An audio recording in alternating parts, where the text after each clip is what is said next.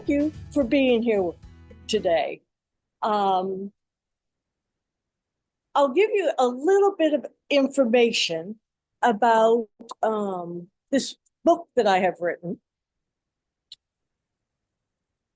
After I retired a few years ago, to say I was worn out and depleted would be kind. And it took me 6 months to find my health again. My first goal upon retirement was to learn to sleep. And I now sleep through the night. I have always written throughout my career. I believe I have a manuscript for every sermon I have ever delivered. It was part of the training I had. I have always written articles and vignettes, sometimes to go out into the world, sometimes just for myself.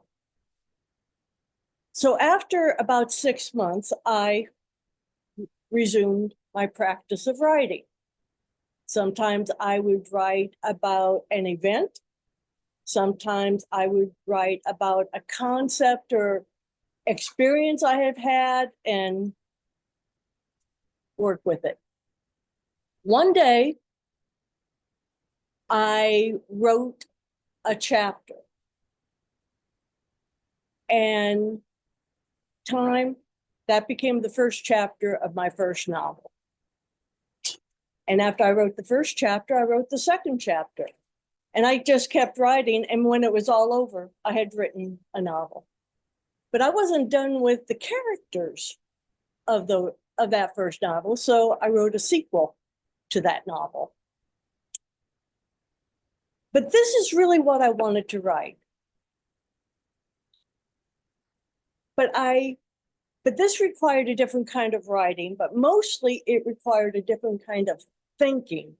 It needed a kind of critical thinking that my mind just wasn't capable of enduring for long periods of time until almost 2 years through retirement. And so this was the book that I really wanted to write. And so I did. In developing this book, The Verbatim, my exploration and research says I cannot find one article anywhere that is written on the application and use of the verbatim.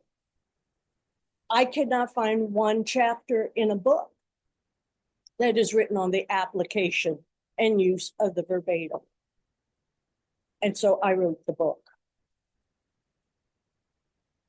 The verbatim is the standardized, well-established educational tool for teaching clinical level spiritual care. So wouldn't it be nice if we had some dialogue about how to use it?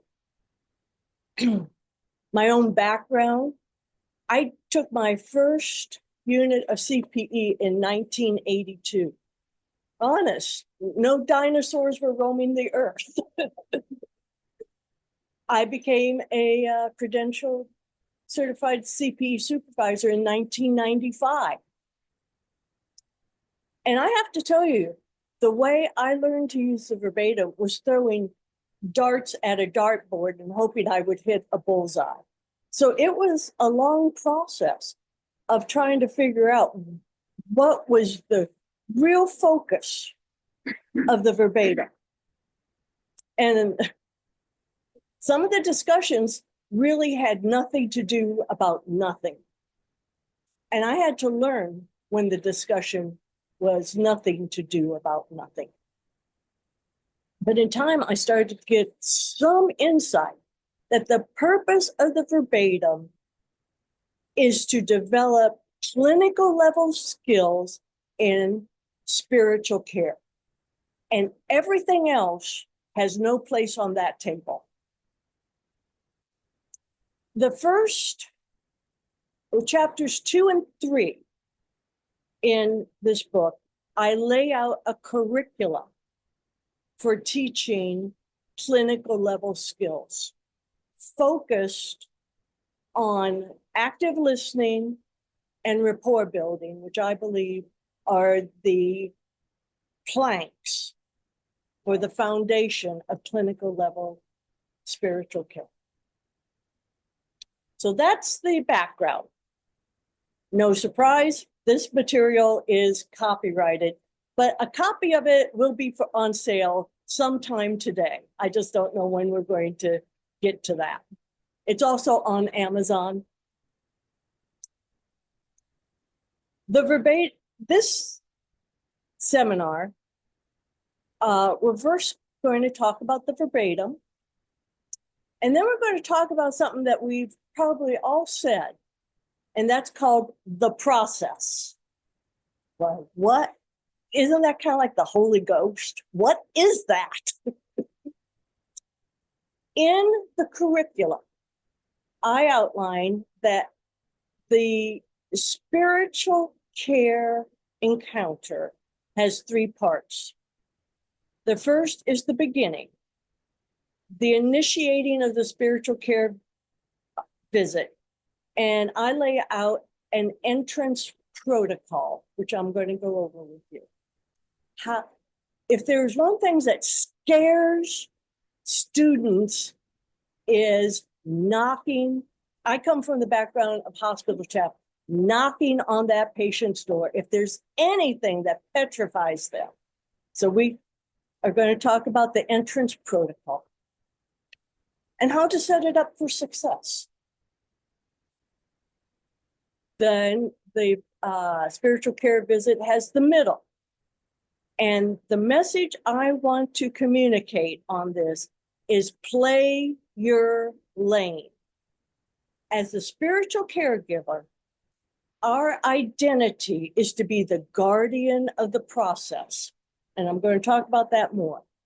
If the person is not operating in that identity, they are outside their lane. A little bit of a spoiler, and that's how, as supervisors, we know we have discovered in the verbatim the learning event. We're going to look at indicators of the learning event, questions for engaging the learning event, rules of the road, a pattern for engaging the verbatim, and then the third part of a spiritual care visit is the ending. I say ending a spiritual care visit is like flying an airplane. You want to have the landing and do it well. So how do you conclude the spiritual care visit? And with the time that we have left, I'll be happy to engage in discussion, questions and answers. My question is, does anybody know how long we are supposed to be running for this seminar? 11:30? Will somebody throw a pebble at me when we are getting to that time? Because I cannot multitask. That's the truth. I cannot multitask. I cannot watch the clock and give a presentation. So if somebody will help me know that we're at the end of the time, I'd really appreciate it. Okay, so let's first talk about the verbatim. And the purpose of the verbatim is to identify clinical level spiritual care skills that need development and enhancing. The 2 foundations in the curriculum that I outline in my book, the verbatim, are active listening and rapport building. The verbatim, the identity of the caregivers is to identify the caregivers, the spiritual caregivers, personal emotional triggers that indicate the need for further emotional integration. And it is to identify the clinical level skills that promote and enhance spiritual care. Again, a bit of a spoiler, and I'll repeat this later. So what do you do with this, slam dunk verbatim, like they did it? You couldn't have seen it come any better. It was a beautiful verbatim. The question there is, what guided you? Where were you invited to get triggered but didn't? And what were the resources that you brought to this encounter that kept you on track? So even the beautiful verbatim has a learning event available. The other thing I discovered, let me rewind a minute. At this moment, I wish I would have looked on Populi to see if CPEI provides a standardized verbatim template. I didn't know that. But the thing that I did discover is there really isn't a standardized verbatim template. There's many that are out there, but most of them have these qualities. There is usually the introduction in which the student will write information to help everybody get on the same page into the same staging of this visit, like the date, maybe some information about race or cultural background, age, gender, and maybe something about what led up to this visit. And again, I come from a hospital chaplain background. Might be the nurse gave me a referral about a patient who received difficult news about tests today. And I think they could use a chaplain visit. So that's the kind of background. And then maybe the date of the visit. The next part is the dialogue, the engagement, and this one recommends that you develop 2 columns. On the left-hand side is the interaction between the spiritual caregiver and the spiritual care receiver. Each line is numbered. On this one, it would show 1C, which would stand for first comment by chaplain, 2P would be the comment by the patient, and so on.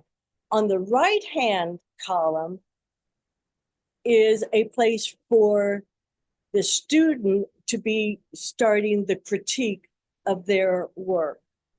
For example, on this one, the chaplain says, "How are you feeling today?" On the right hand, this in the curriculum would be identified as a lead statement. You'd learned to make some distinctions of different kinds of statements. A lead statement, and the comment might be, "I feel confident in asking the question." So this is helping us know what is the internal discussion that this chaplain is having while having this external discussion. And then finally, at the end of the verbatim, there is some kind of an evaluation that the student writes. I told my students, you are evaluating your spiritual care for this patient. The patient did just fine. So if they got down the rabbit hole of analyzing the patient, we know that the learning task might be to learn to evaluate my own spiritual care giving. But the patient always does just fine.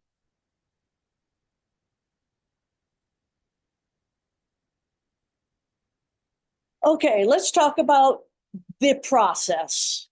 It is a well-used phrase, but what are we trying to get at with the process?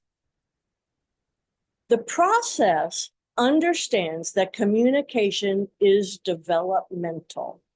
There is a organic quality to our discussions, to our interactions.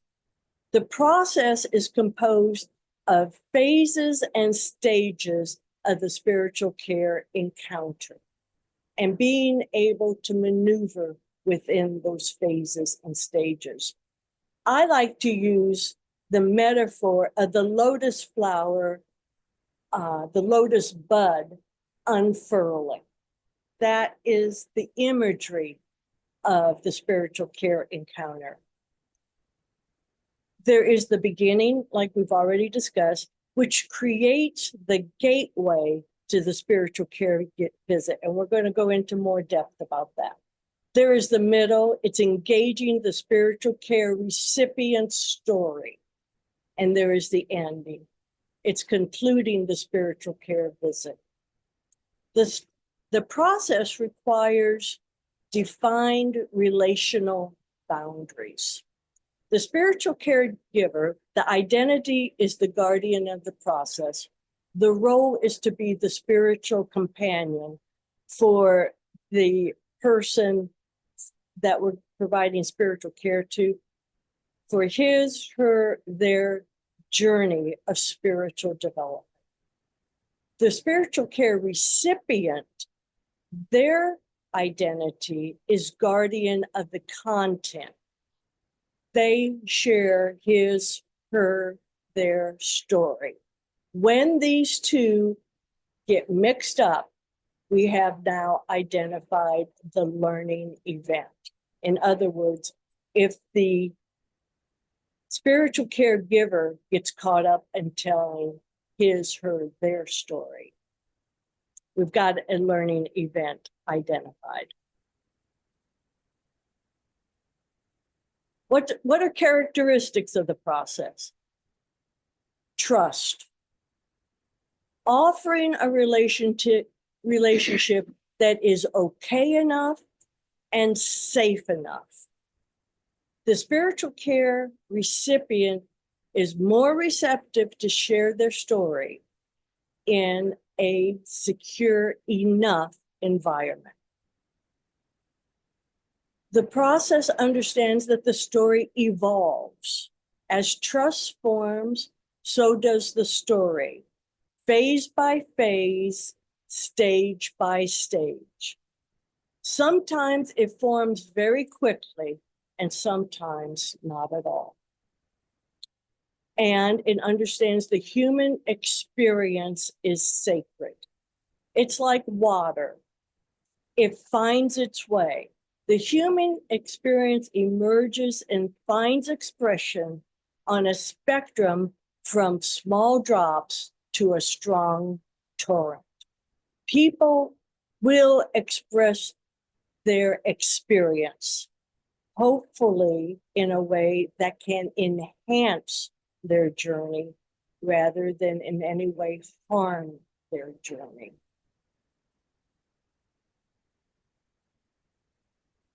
So let's talk about the beginning, initiating the spiritual care visit. Learning to initiate a spiritual care visit is a required skill of spiritual caregivers. In order to create this gateway into spiritual caregiver, two essential questions must be answered by the spiritual caregiver. Number one, who are you?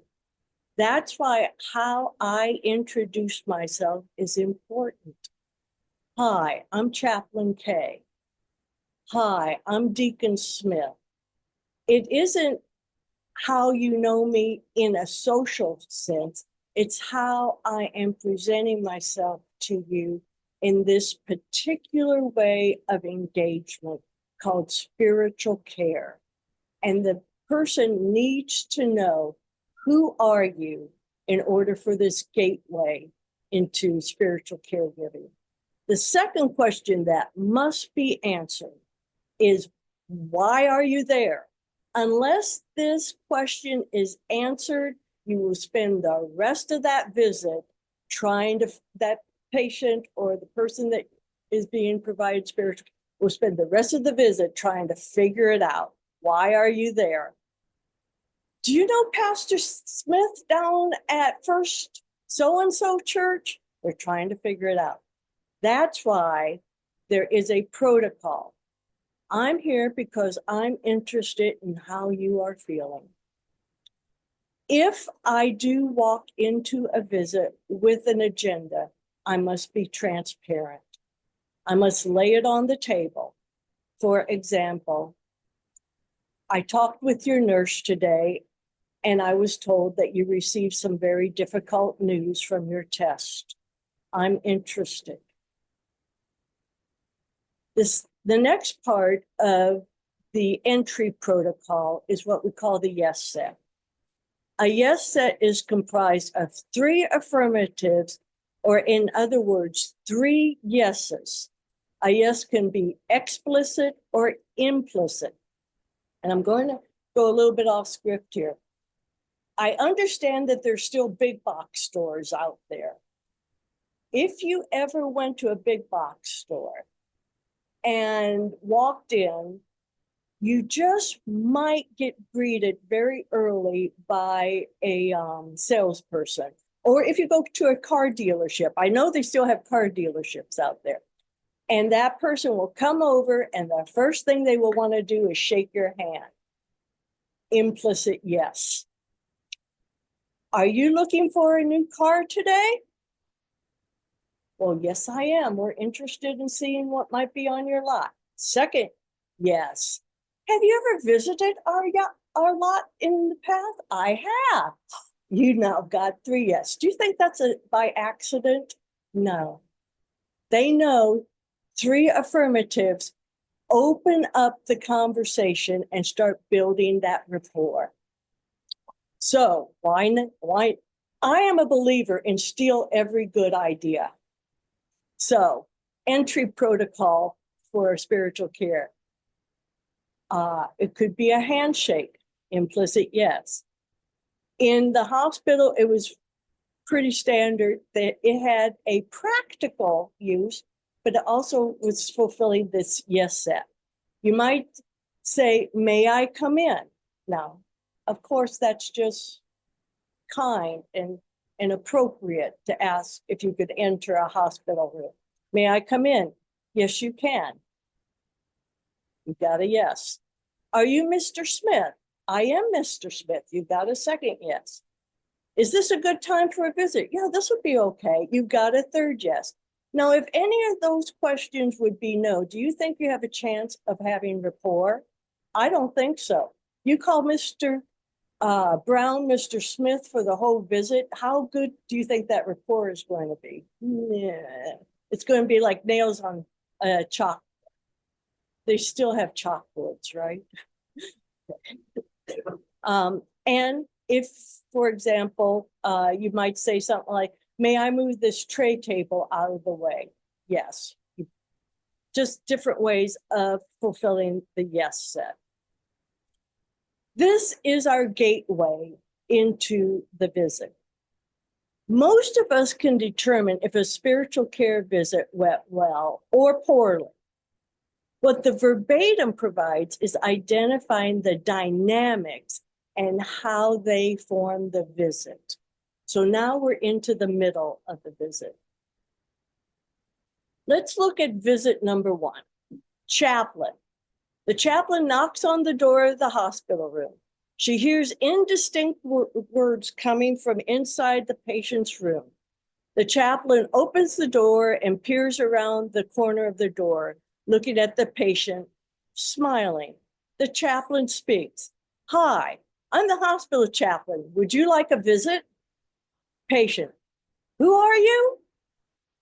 Chaplain steps inside the room, remaining at the door. Chaplain continues to smile. I'm the chaplain. I thought I would visit with you. Is that okay? Patient. Patient peers at the chaplain. I don't think I know you. I have a pastor. I'm okay. Thank you. Chaplain remains at the front of the door. Oh, of course. If you want to talk with the chaplain, tell the nurse. A chaplain can come to your room. Patient nods. Okay. Chaplain, God bless you. Goodbye. Chaplain leaves. Now, let's look at chaplain. Okay. Is everybody on the same page? That was pretty clunky, right? Okay. Let's go to visit number 2. Chaplain. The chaplain knocks on the door of the hospital room and hears words that are indistinct. He opens the door. Hello, I'm Chaplain Todd. Answers the essential question. Who are you? Is it okay if I come in? Patient. Yes, come in. Yes, number 1. Chaplain enters the patient room and goes over to the patient who's lying in the hospital bed. Chaplain Todd extends his hand for a handshake. Are you Mr. Johnson? Patient shakes hands with Chaplain Todd. Implicit yes. And second, and the yes said. Yes, I am. We've got our third yes. Chaplain, I stopped by to visit with you because I'm interested in how you are feeling. Answers the essential question. Why are you here? Is this a good time for a visit? Yes, now would be fine. You didn't just stop at 3. Now you got 4 yeses. It's just extra. It's good. Fourth yes in the yes set. I'm okay. Yes, now it's fine. I'm okay. Voice is low and patient looks down. Chaplain. You are okay? We understand this as a reflective response, which is a pace. This is in the curriculum. Chaplain reflects back the word okay with the same tone, tempo, and pitch of the patient. It's in the curriculum. It's a form of mirroring. Patient, I'm a little discouraged. We have now entered the visit. They don't have a diagnosis for my stomach pain. I'm scheduled for more tests today. Chaplain, you have received haven't received a diagnosis and now there are more tests. I hear that feels discouraging. We now have a second pace. Patient, I'd rather be home. Chaplain, home is better than being in the hospital. A third pace. Patient nods yes. Chaplain, I sense this is a difficult experience for several reasons, including no diagnosis, more tests, and you are missing being home. Tell me about it. That's a lead. And the curriculum outlines learning to use a conversational pattern of pace, pace, pace, lead. The patient discusses an earlier surgery, excuse me, and concerned that the stomach pain is from an infection. The patient followed the chaplain's lead. Tell me about it. That is our indicator that the patient has entered into rapport with the chaplain.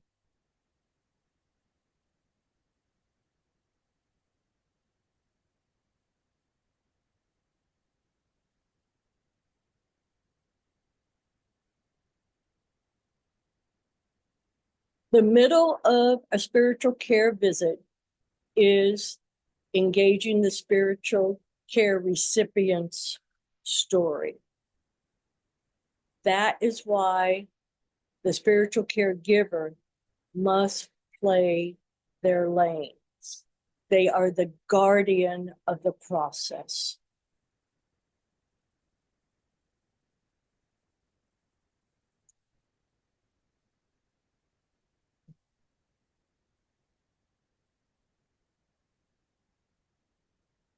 1 minute, I'm a little lost here. Mhm. Okay. Okay.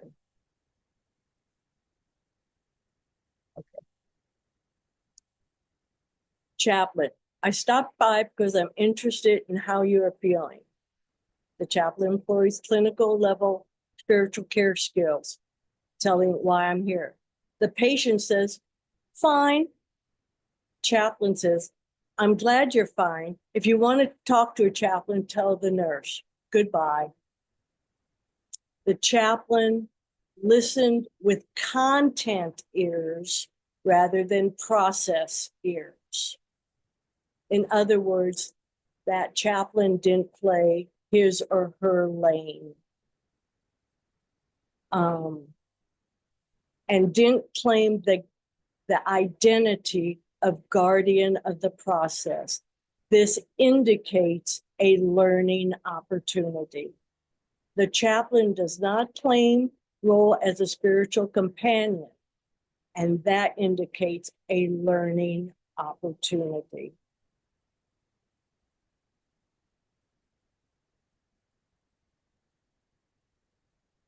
Identifying the learning event where in the verbatim did the spiritual caregiver abdicate his, her, or their identity as a guardian of the process.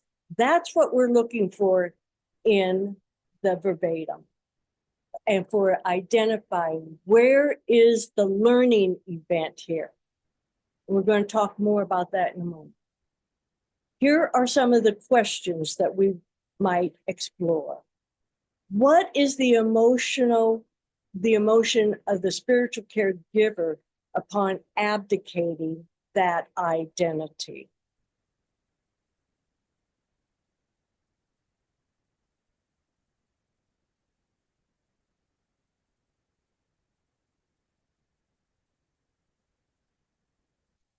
What is the spiritual caregiver's relationship to that feeling?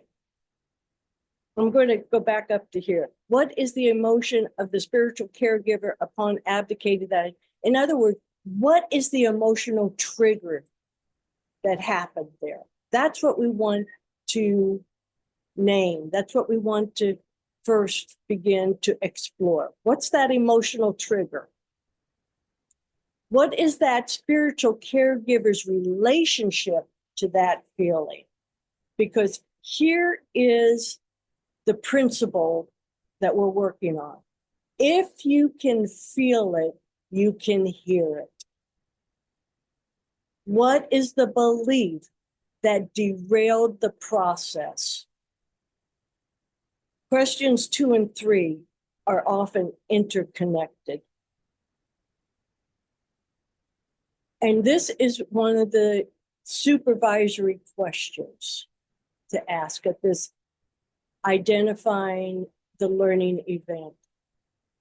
What's the story that informs your relationship? Not to the person you're giving care to, but between the spiritual caregiver and that emotion. What is the story? And one of the questions that can be asked is, when do you remember the first time when you had that feeling and you didn't feel you could express it? And I'll tell you a story that comes to mind. And the story is a CPE student, and very similar to what we just looked at. Hi, I'm interested in how you're feeling. The patient says, fine. Oh, well, I'm glad you're fine. If you need to talk to a chaplain, just ask the nurse. And the question became, how were you feeling when the patient responded fine? And this student said, intimidated. Well, would you unpack that some? Would you talk about that? And the question is, when do you first remember feeling intimidated when somebody said, it's fine? And he said, my father. And if I would say to him, what's going on here? What's happening here? Is there anything that you and mom are having trouble with? And if his father said, fine, it's all fine, that meant it's none of your business. That's what he heard when the patient said, fine. And so the question then is, what's the feeling? Intimidation, fear. What do you wish you could have said to your father? And what I wish I could have said to my father is, I don't think it's fine. What's going on? So we circle back around at that verbatim point, and we coach to form an alternative response between that chaplain and the patient. What do you wish you could have said? And what he wished he could have said is, fine, are you sure? It doesn't seem fine. And I said, how would that be? He says, I'm still scared, but it's an okay scared now.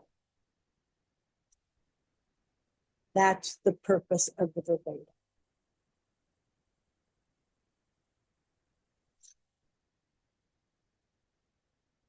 The story evolves phase by phase, stage by stage, like the lotus bud that unfurls its petals. Chaplain, I stopped by because I'm interested in how you're feeling. Patient, fine. Chaplain, fine. That's a pace. And he delivers fine with the same tone, tempo, and pitch of that the patient used. I would like to hear about it. That's a lead. The patient, well, it's boring. I'm not from around here. I had chest pains while attending a meeting. Don't do it, okay? Don't go out and do your chest pain while you're at this meeting. I had chest pains while attending a meeting and was admitted last night. My wife is coming to be with me, but she won't arrive until tonight. The chaplain employs clinical level spiritual care skill with fine.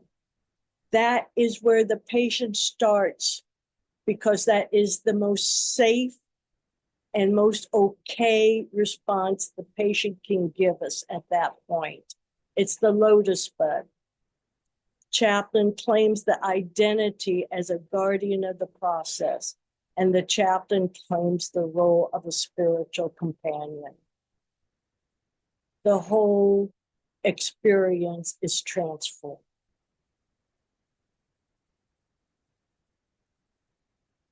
Rules of the road: play your lane, guardian the process, and respect the patient. The patient has a job to do here too. They're the guardian of the content. They're the ones to tell the story. Key steps for engaging the verbatim. Identify the point where the spiritual caregiver abdicates his, her, or their role as guardian of the process.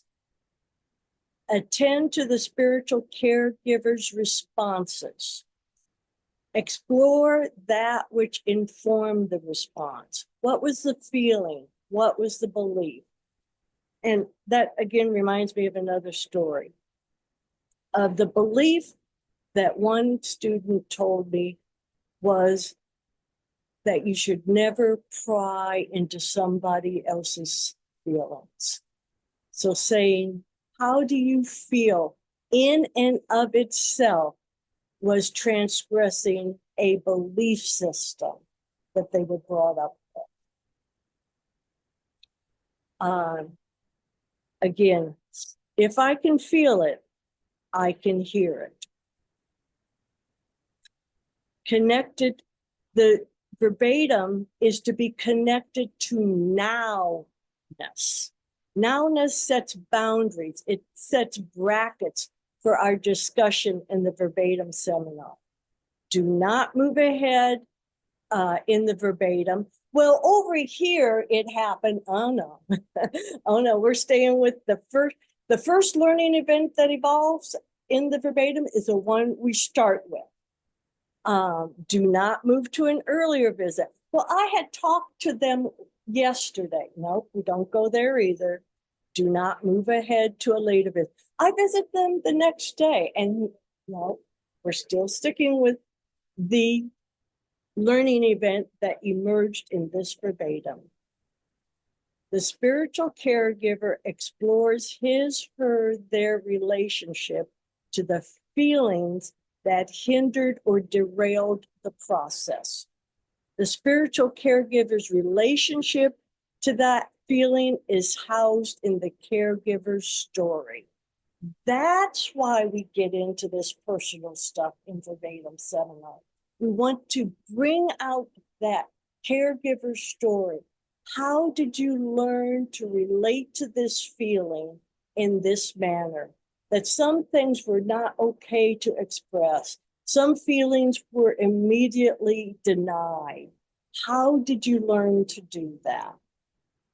When the spiritual caregiver owns his, her, or their identity of guardian of the process throughout the whole verbatim, yes, celebrated. But now we can learn what kept you in the process. What did you need to say to yourself at certain junctures where it would have been an invitation earlier for you to derail? The patient's response, fine, is the initial step into the patient's story. Process invites the meaning of fine.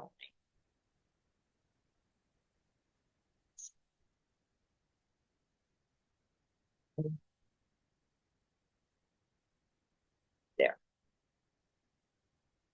So attend to the spiritual caregiver's responses, identify the place in the verbatim where the spiritual caregiver abdicates his, her, their identity and role. Now we've got the learning event. Explore the feelings and the belief that derailed the process. The spiritual caregivers explore the spiritual caregiver's relationship to those feelings, and that is going to be housed in the caregiver's story about that feeling. And again, a very useful question is, when was the first time you remember that feeling wasn't okay?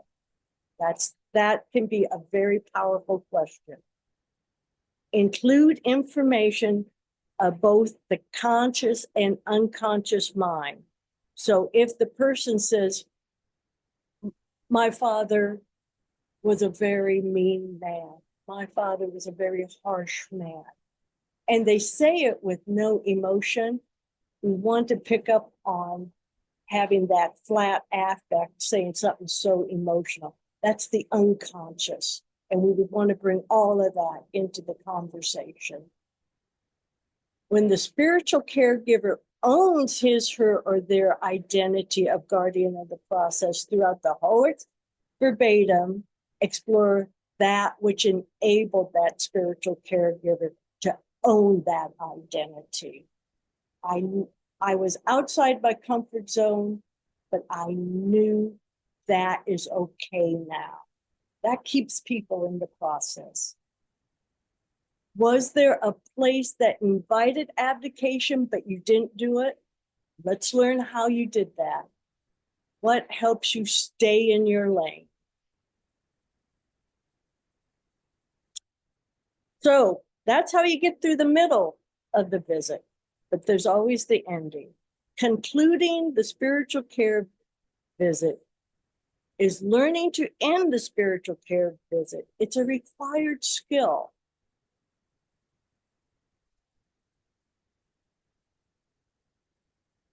learning in the curriculum, there is outlined mirroring skills, and mirroring promotes rapport. Suspending mirroring indicates to people that the visit is over. For example, if you sit at eye level with the patient, just the mere act of standing indicates that the visit is concluding. And what has happened is you no longer are mirroring the physical same level, you've changed. And so it indicates that the visit is over. So the two skills for concluding the visit is learning to say thank you, express gratitude for the relationship. Thank you for allowing me to be part of this discussion today. I am honored to spend this time with you. Thank you. This can be a skill set that our students need to learn. They don't know how to do this sometimes, and then learn to say goodbye. This experience is unique in itself. It can never be repeated. Will the spiritual caregiver visit the person in the future? This is an unanswerable question. We are not giving the ability to see the future. I would like to come by again tomorrow. If my schedule allows for it, I will. But I also think the hospital schedules are unpredictable. I don't know if I will visit again, but thank you for the gift of this time with you. Goodbye. Many spiritual care events are solo events, and that is okay. A skill for us and for our students is learning to say goodbye.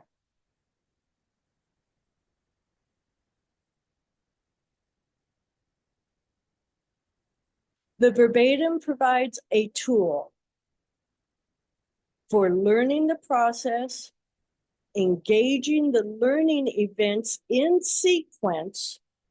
It is not necessary to discuss the entire verbatim.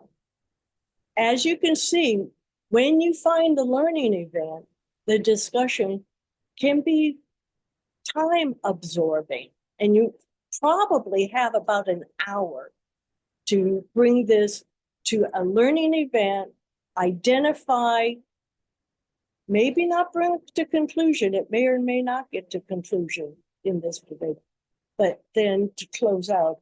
So you might not get to the rest of the verbatim, and that's okay. Well, that's the verbatim. Number one, I would like to know how we're doing on time. And number two, I'd like to know if there are concerns, considerations, and questions. 21? Oh, okay. Okay. Could throw a rock at me when we hit 11:30. Concerns, considerations, questions? Can I ask a question from the Zoom? Oh, meeting? There's somebody here. Here? I'll get here and I'll get here. I am multitasking. Hi. You're doing great. You're Amy, right? Zoom, yes. I got yes, ma'am. I had a question on the pace. I had never heard that described that way before. And can you kind of flesh that out for me as I go in a room and visit, and how that tool is used to advance Sure. the progression of the conversation? I am now shamelessly going to promote my book. And I discuss it at length in the curriculum of the book.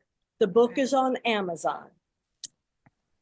PACE is a reflective response, and it is part of active listening, in which I someone makes a comment and I reflect back what that person said. And often it can be almost exactly. That is a pace. The pattern to be used in visiting is pace, one reflection, pace, second reflection, pace, third reflection. Then it opens to using what is called a lead. I would like to hear more about your health concern. I would like to hear more about that episode that happened in your life. That is the lead. When the spiritual care recipient responds to a lead, that is the chaplain's indicator that that person is in rapport with. And thank you for letting me shamelessly promote my book. I'll be getting it. Thank you. Okay, there's one over here, and then I'll get over here. Actually closed. Daily, daily in a hospital. Knock, knock, knock. Blah. You know, you can't hear. You have to open the door. You have to open the door. I can't hear.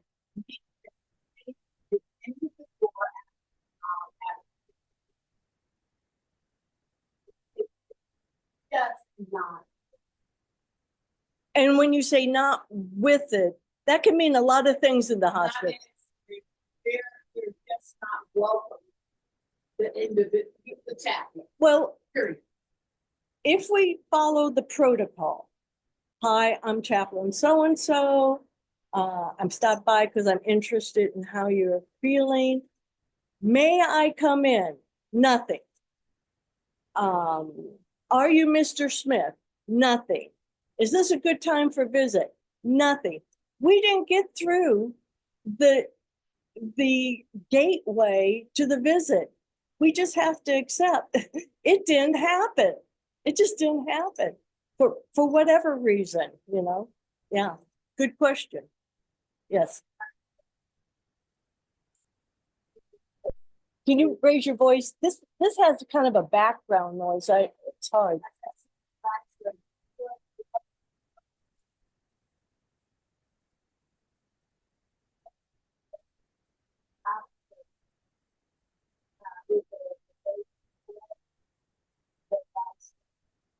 Where's the volume button for you? I got to turn this up. I really can't hear you. Yeah. As that supervisor, explore all these spaces. Absolutely.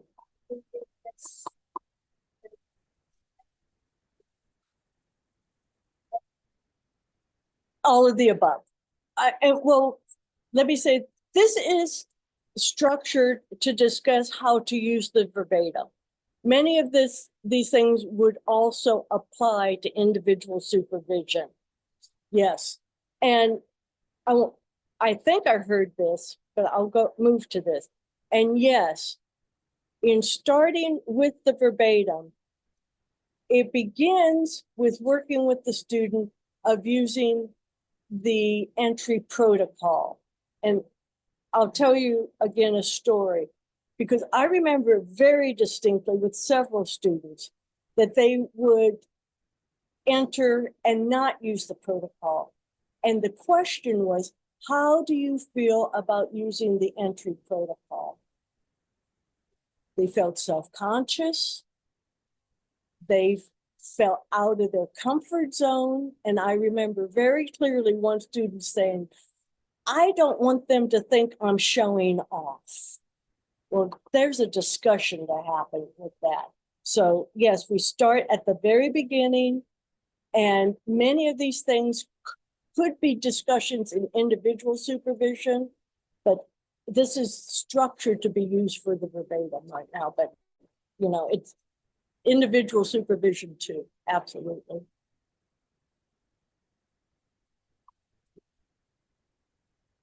I'm trying, this is really weird, yeah.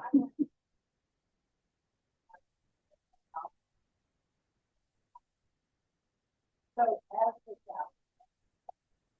That has to be practically what the employee also is watching. Yeah, absolutely.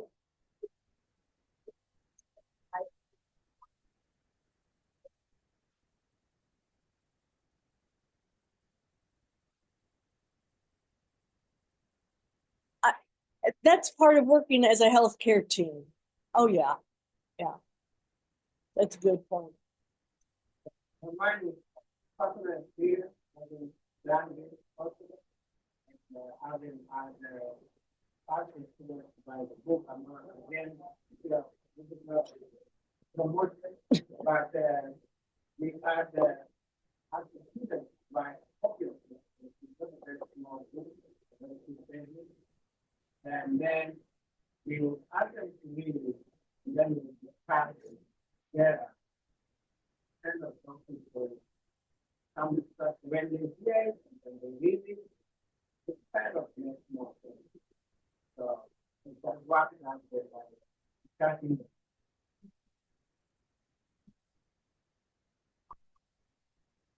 I'm glad it's helpful. Oh, it only took me 30 years to figure it out. I'm glad it's helpful. One, disclose what the rate of frame for the city becoming the data. What theoretical framework? Absolutely. Neurolinguistic programming. Absolutely. And it's looking at the intersection of neurology and language. How does our brain engage words? Yes. CPEI with peer objectives, Mm-hmm. outcome, Mm-hmm. which is different from each. Mm-hmm. I'm able to address the difference between the line. I will say this, if you teach CPE students how to engage the process, you will meet the objectives of 100, 200, 300, 400. This is the point of all of that self-awareness and I don't know, whatever else is on our objective. This is the point of all those objectives. Now that's important to be able to be able to delineate our objectives. That's important. But this will teach those objectives. It'll be there.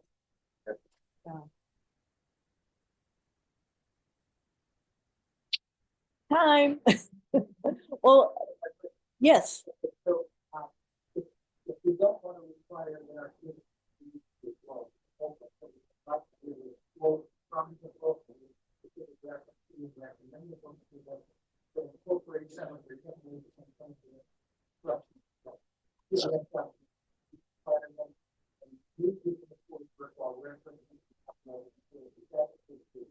As long as I get citation. Yeah. Yeah. Yeah. Yeah. You probably won't want to require the entire book to be record. You might want to think about the supplement what we're already teaching, right? The reference material for the teaching an option. Yeah. Mm-hmm. By the way, shout out to the Hi, Amy. Jim says hi. Well, thank you again, everybody. It's been a pleasure.